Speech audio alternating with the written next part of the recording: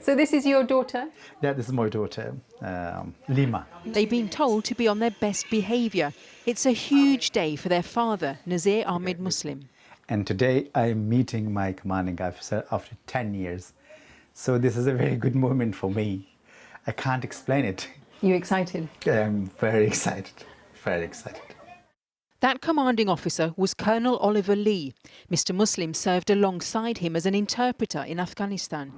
Today, after 10 years, they'll be reuniting.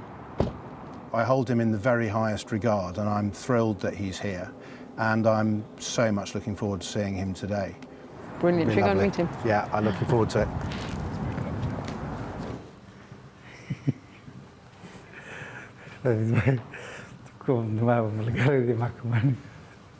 Assalamu alaikum. Wa alaikum assalam.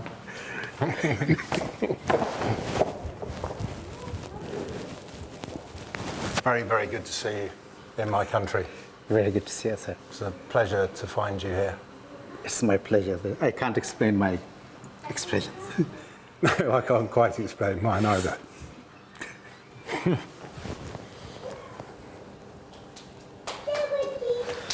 So is this your family?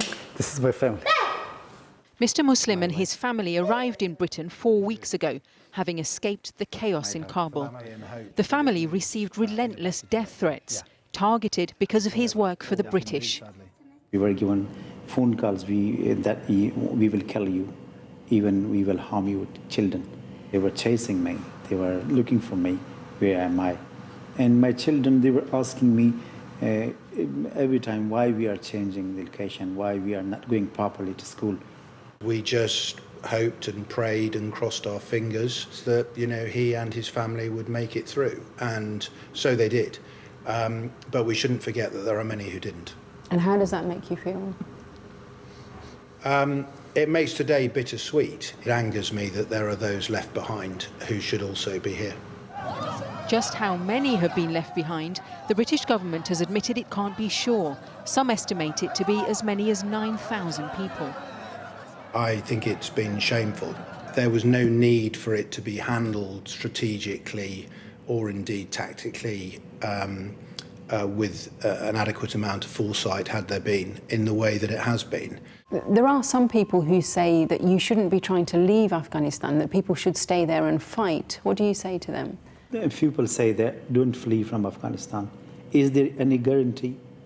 Is there any guarantee he may not be killed by the insurgent? He may not be killed by the ISIS? So they have to flee for their children. The family say they've been overwhelmed by the kindness shown to them here.